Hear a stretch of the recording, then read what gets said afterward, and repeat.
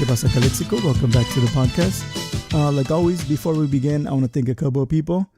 I want to thank my sponsors, my anchor sponsors. I want to thank Camilo, Sergio, Jake. Thank you guys for sponsoring the podcast. I also want to thank my friends at Dents on Border. If you have any small dents, make sure you contact Dents on Border. I'll leave a link to their Facebook page on the description of the show.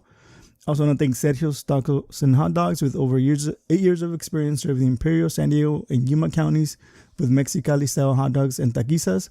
Their number is 760-562-0057, and you can find them on Facebook under Sergio's Tacos and Hotdogs. I also want to thank Dylan Castillo from Castillo Bookkeeping Services. If you're in need of bookkeeping services, make sure you contact them at 760-960-7601 or through email at acas1025@yahoo.com. Also want to thank David Gastelum. If you're thinking of buying or selling a home in the Imperial or San Diego counties, make sure you contact David. His number is 760-235-9576. He's not only a realtor, but an investor with over 20 years of experience, and he'll teach you along the way one of the most important investments of your life. Today we have a couple of people. These two people are, I really wanted to get them on the podcast because they're doing something really, really cool for the community, especially our community in need. My guests today are Vanessa, Kilps, and Yomar Aguilar, and they are part of, and I quote, I'm getting this from their Instagram page, a youth-driven organization that strives to provide essential items to those in need among our community. Thank you guys for being here. I really appreciate it. Thank you for having us, Jose. Thank you. Before we get into what Familia del Valle is all about, can you tell us a little bit about yourselves? Start with Vanessa. Yeah, so hi, my name is Vanessa Kilps. I graduated from Calexico High School last year in 2020, and I'm currently attending UC Berkeley as a freshman, and I'm a global studies major, and I wanted to join Familia del Valle because I thought it was really important, especially right now during the pandemic, to have a positive impact on our community and to help those in need. Yeah, so good afternoon. My name is Yomar Aguilar. I'm actually from Southwest High School, class of 2020, so I just graduated this year as well. But due to the pandemic, I'm staying here at IVC. It seems like I'll be majoring in political science. That's still to be determined. But yeah, I'm excited to be here. So actually, I had the idea for Familia del Valle, but I mean, it's a collaborative effort that a whole range of people have come together to help, and I'm ever so grateful. Yeah, I found you guys on Instagram, and these last couple of days, you guys have been, putting out little informational stuff about, who you guys are, and what each member is doing. And I think it's something really cool that you as young people are kind of like you're super organized in the sense of, you start this group and then you have all these people and you assign them a task, and everybody has, a part of this organization you guys are doing. How do you guys decide, or how does this happen? Like for me, being somebody that's a little bit older, I'm almost in my 40s, and I've I guess worked with grown-ups that aren't as effective or as organized as you guys. How do you guys what are you guys eating that is making you guys organized? Yeah, so I could take that question. As well, my part in Familia del Valle is I'm the social media team leader. And so I think that social media is definitely the biggest part or like aspect of our group and how we organize and communicate. Because, you can't get together right now during a pandemic, only like small groups of people. And we're a pretty big group, so we definitely have to use what we have. And so we have like group chats, and that's how we like get all our information out, and we assign our roles. So, and then I think also the fact that we grew up around social media and all this technology. So it's like natural instinct to us. We really know how to use social media to our advantage. Is there anything you want to add, Yomar, in terms of your guys' organizational skills and stuff like that? Yeah, so basically, I think that it's important to like, so we all grew up together in the valley. We're all basically the same age range and all that, so we all know each other pretty well. Even though we were acquaintances or we knew each other from Twitter and stuff like that. So it really just grew together to be a group, a familia that got together to help the valley out. So I think what was most important was understanding like everyone's strong aspects. So every single person has a talent in a single area, and assigning that person a specific role in that area where they are comfortable in, I think, is what really drives this organization forward. Because everyone has a unique set of skills. Social media has their skills. They know how to make the posters. We have a research team who's currently right now researching effects, causes of the unhoused community and how we can help fix that. And so it's just coming together and putting all our assets so that this ball can really start moving, which is what drives us really effective. And I think that what is really even motivating us even more is the end goal. So no matter what, our end goal is to help the unhoused community, and that is our only mindset. That is what we're looking and what we're striving for. So if we keep that in check and if we see that vision, we can put our minds into anything and we can really achieve it. So you guys are focused mainly on the homeless community in Imperial Valley, right? Yeah, correct. So part of that is that we've been trying to switch turns and like bring advocacy into like the unhoused community. So it's interesting because there was an article released that was saying homeless community actually has like a negative stigma or negative connotation to it. So part of our mission is to like bring awareness to the whole problem. And so switching from vocabulary from homeless to unhoused has really been like a big aspect in this organization. So I mean, the community needs to know this stuff so we can actually achieve a change. Yeah, and that was one of my questions that I wanted to ask you guys, because I know I've worked with other organizations in the valley that feed the homeless, and sometimes a lot of people in our community kind of aren't too fond of people feeding or helping the homeless community, because they feel that they might get too comfortable, or it'll attract more homeless people to our community. What are your thoughts on that kind of like feeling of some other community members? Yeah, so part of our mission is not only to help the homeless, but also to kind of break that stigma that some people have against them. So like some people don't want to help them because they may be abusing drugs, or they think they're like a danger to others, when in reality they're just people who need help. They're probably people who were comfortable in our situations a few years ago, and something happened in their lives that caused them to get to where they are now. And so yeah, I really think that we have to break that stigma against the unhoused and get them the help they need instead. Yeah. And I do like to further echo like Vanessa on that, like this whole conservative ideology, like giving handouts like perpetuates the problem. I think we need to come from a different aspect. It really dehumanizes them if we really have this sense of thinking that, oh, if we help them somehow, this is going to make them comfortable. No, I think that what we're trying to do on the long run is actually save taxpayer money by trying to eliminate and eradicate the problem as a whole. And so really approaching from a moral aspect as well, that these people, you really don't know what they've gone through in their lives. Everyone has obstacles that they've gone through. They've lost jobs, especially right now during COVID. They've been hit hard financially. So I think that what we have to do is that we have to help them on our level, which is a community level, that we donate the products, and on a legislative level too. Because if you think about it, the problem is just going to go on in a cycle if there's no real legislative change. Yeah, for sure.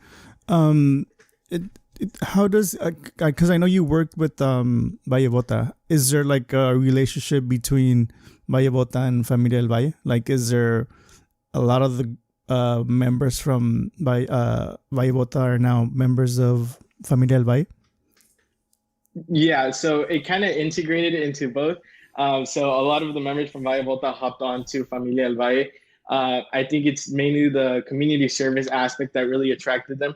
But there's also a lot of new members for Familia Del Valle, a lot of new people that really, they maybe weren't that interested in the political aspect of Valle Volta about the whole voting thing, but they were really passionate about is helping those in need in our community. So I think that Valle Volta and Familia del Valle is intertwined in the fact that we both have a goal to better our community, but it is a little separate on what we do. Do you feel that due to the pandemic, a lot of you guys stayed home or came back home? Do you feel that also had an impact on you guys starting this organization? The fact that a lot of you are down here kind of made you guys kind of do something instead of just being home and, I don't know, like just sitting there, like do something and help out the community. Did the pandemic, have an impact on this? Yeah, so I think with the pandemic and all college students and high school students staying home, it kind of brought us back together. Like there's so many, like my friends who we all go to different schools, but we're all still here. And so that really helps us focus on our community. And also like what you said about having like more time here to do other things. I can relate to that because like I found myself having so much time. Like I still have my classes to do, but I picked up like a lot of different jobs and like this organization. I don't think that's something I wouldn't have been able to do if I was living on campus right now. And so I think, yeah, that the pandemic definitely did bring us together and really helped us focus more on our community instead. I know that there's some of you that are, have already graduated, but I think I saw some of the kids that are in your organization that are still in high school, right? Yeah, there's a lot that are still in high school. I mean, I don't know, around 20% of us already graduated, but the majority is still in high school, and I think that's so fascinating that they're still in high school and they still have like this motivation to help the community because it is their home. They do have to see it every day when they drive by to go to the store, to go to the library, to go wherever they need to go. And so it's a problem that they do realize is very evident in whether it be Calexico or whether it be Calipat. And so I think that they do have this personal attachment to the community to try to help it. And I think that's great. Yeah. Have you guys been in contact with any local organizations that kind of already do the same? Because I know here in Calexico we have Brown Bag Coalition. And I know there's across the valley. Have you guys been in contact, or have they reached out to kind of like join forces and be a better help to the cause? Yeah, I think it's really important to kind of collaborate and work with the other organizations we have here because they're already trying to make their own change. And I think if we all work together, it would really come out to something great. And so, yeah, one organization that we are working with is Calexico Needs Change. And I know they're organizing a food drive this weekend. So we're definitely going to be helping on that, whether it be providing donations or volunteers.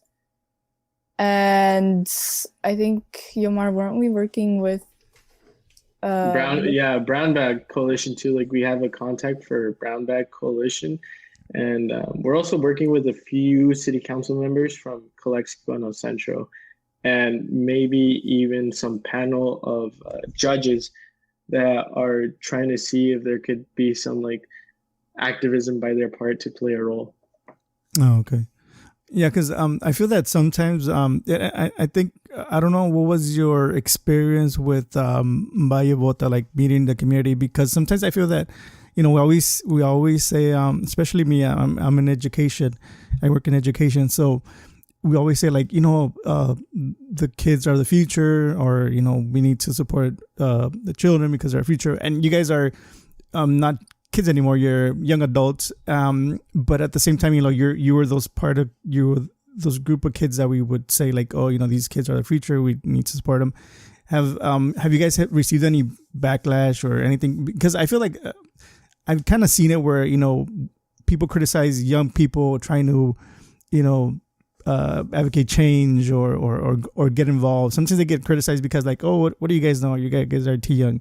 Have you guys received any of that backlash from the community, or not only from this but from like Valle Bota, as you were part of it, Yomar? Yeah, so there's certainly like the stereotype that there's like that adults kind of undermine our thinking and our yearning for movement. There have been a few instances where either in Valle Bota we do face some condescending like questions, or like, oh, you don't really know what you're talking about, or certain stuff of that aspect. But other than that, I feel that the community has been overwhelmingly supportive of both Valle Bota and Familia del Valle. We have gotten the doors open by various organizations and various candidates or current sitting council members and stuff like that really do want to align and team up with us to really help change the community. And I think that really speaks volume, because it does show that we have the same goal in mind, and that is to help out our home, because this is our home. Yeah, for sure. So how do you guys come up with the name Familia del Valle? Well, I remember when we first started the group, we didn't really have a name. We had come up with like this silly name called like Operation Blankets, because that was our focus, to collect blankets for the winter, because it was gonna get cold. But then we realized that we should probably come up with a better name, and by that time we had a lot more members and they were able to contribute too. And we came up with Familia del Valle because, well, I think familia is a big aspect of it, because we want to think of it as like a close knitted group, and also when like your family, you want to help each other out no matter what, basically no person left behind. And then we also, I thought it was a really great idea to make it in Spanish, because we are a very big Spanish speaking community.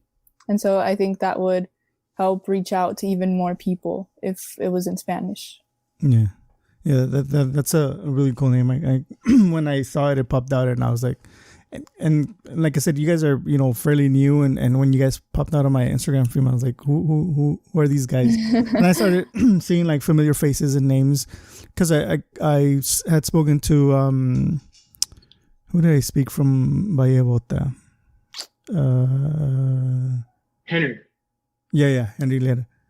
Yeah. And then I went through, because I would follow Valle Bota and I would see like these names and faces, and I remember seeing Yomar, and I was like, oh, it's probably the same group of young kids that are doing this. I hope you don't mind me calling you kids, but to me, you guys are kids, because, like I said, I'm almost 40.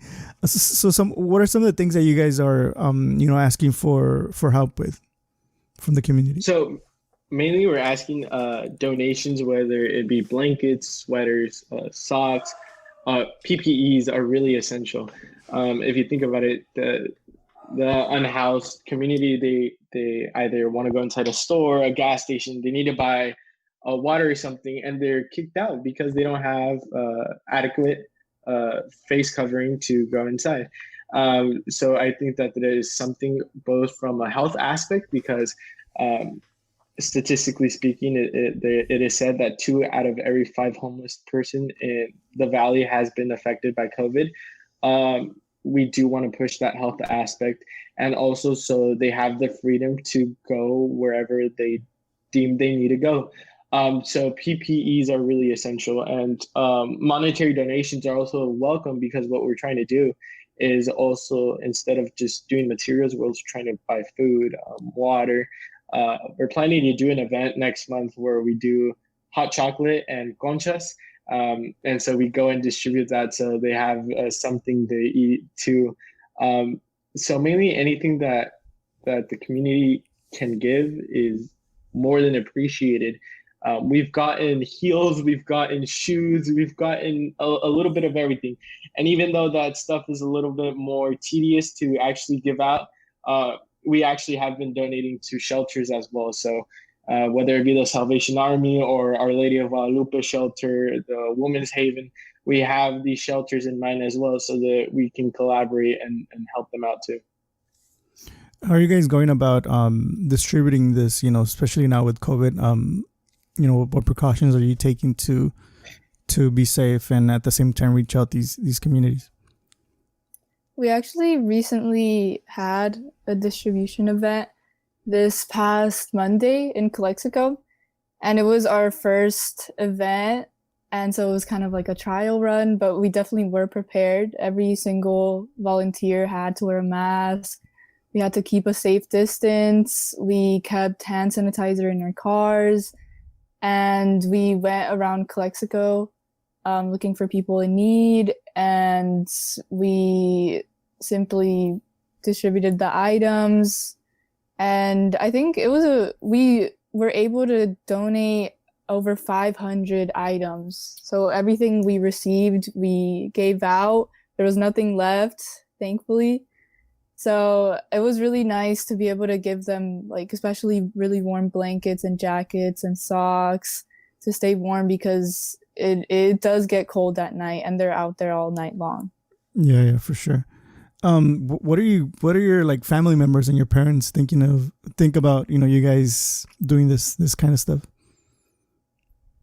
They've been really supportive throughout the whole process. I think those are the people that first started to donate. Our idea was like, okay, let's ask. When it was a small scale thing, it was like, let's ask our family members and friends. That was our first idea.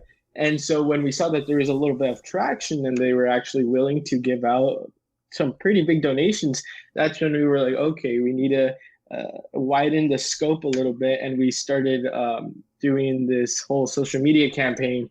And so I think it was actually, we couldn't have done it without their support, because we do keep a lot of these items in our houses. And so, and they do lend us their cars, their pickup trucks.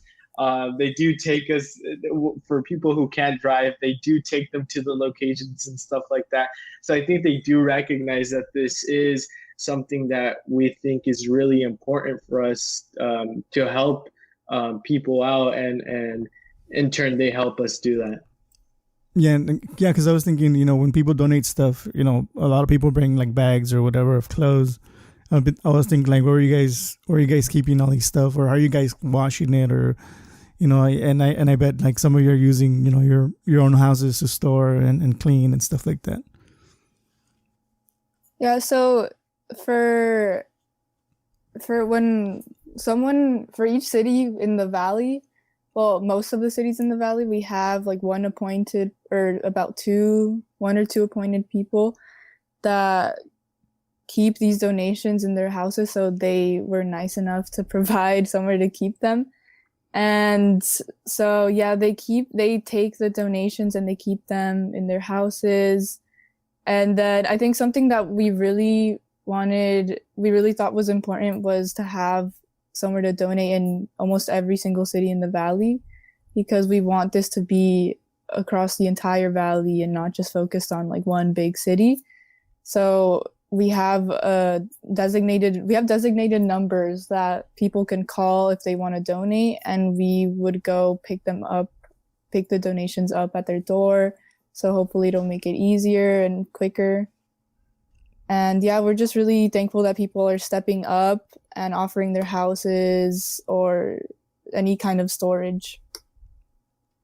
Yeah, I was looking at your social media and I see that, almost every city has a number where you can call and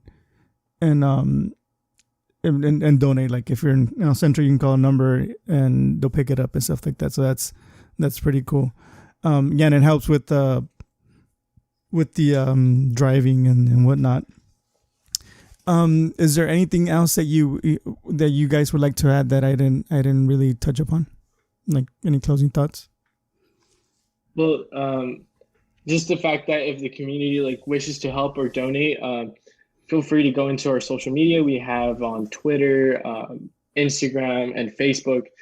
Just search up Familia Del Valle and you'll find us. And then you can either reach us through there or call the designated number because there is a few flyers. And we'll be more than happy to schedule to either go to the house or if they're even willing, drop off the donations because it really does make the day of these people. You'll be really surprised. On Monday when we went to distribute, there was so we were distributing the blankets and the sweaters, and there was this unhoused person that actually I gave them socks, I gave them sweaters, I gave them everything, and he's like, "Do you have a shirt by any chance?" And so I was like, "You know what? I don't right now, but the other because we separate in groups when we distribute." But the other group does have one. Wait for me here, and I'll be back in an hour. And so I went, and I came back in the hour. And when I came back, he didn't have any of the donated items. I didn't see anything. So I asked him what happened, and he was like, "Oh, it's because I gave it to my friend who's also unhoused. I gave him all the items." And so to see how selfless these people are, how generous they are, and they're the people that have less to give, but they give the most. I think it really did make their day that they were able to share with each other and we were able to share with them what we had. And so it does make a positive impact on the community. And when you see it for yourself, it is an eye opener and you get an epiphany. And I think that it's great. And because of these people who are actually willing to donate, people are sleeping a little bit warmer because it is cold. And it's not comfortable sleeping on the floor and when it's freezing. So I think that it's really important that people actually go out and donate. Yeah. And I think something that because like I said, I've worked with a couple of other organizations here in the Valley that do kind of the similar thing, and something that is often brought up is that the fact that, and I think one of you brought it up, is that most of these people were maybe comfortably living in a house, but something happened in their lives that they ended up homeless, and in reality it can, especially in these times with the pandemic, the way the economy is and all these things, that it can pretty much happen to any one of us. So I feel like it's important that we see it that way. Like whenever we're helping somebody or we're helping organizations by donating or volunteering, is that a lot of these people were like us, living in a house in a family, and something happened in their lives that they ended up homeless. And it's really inspiring that during this time, during COVID, I've seen with Valle Bota and now with you guys, Familia Del Valle, that somebody so young is willing to take that time, because it's really time consuming, doing these flyers on Instagram or just spreading the word, or just taking the time to go out and deliver all these things or pick them up, organize.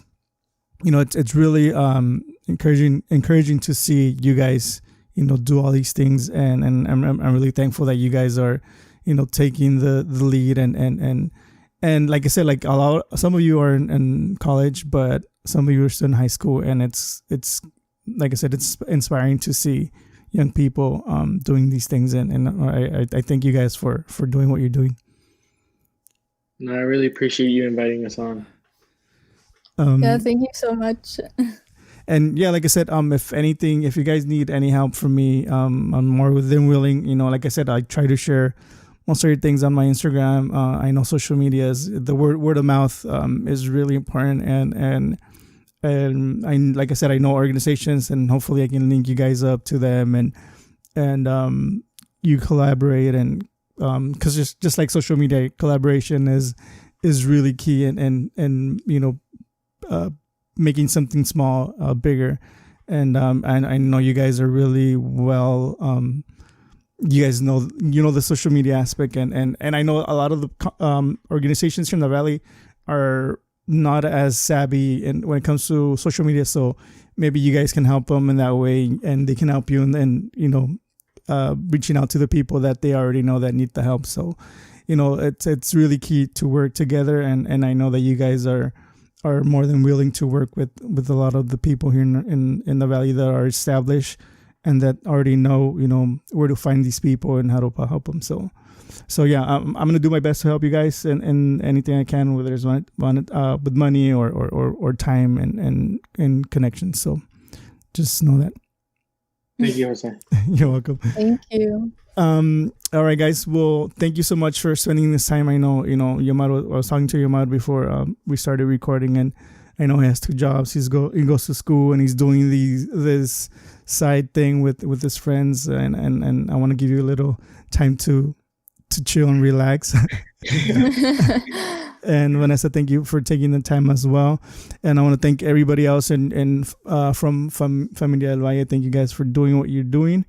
And everybody listening or watching, if you want to help donate or just reach out for volunteer or whatever, find them on Instagram, Familia Del Valle, or Facebook or Twitter. I'll leave all those links in the description of this episode. And I want to thank everybody for listening and watching. I want to wish everybody a happy Thanksgiving. Please be safe. If you guys don't need to get together, please don't do it. It's just one Thanksgiving. Imagine the many more you're gonna have if you guys don't get together. There's one Thanksgiving. I know it's hard. I'm not gonna see my parents, so it's hard for me. I know it's hard for a lot of people, but it's the right thing to do, especially at these times with the numbers going up. But yeah, please stay safe, wear your face mask, social distance, wash your hands, and we'll see you guys in the next one. Peace.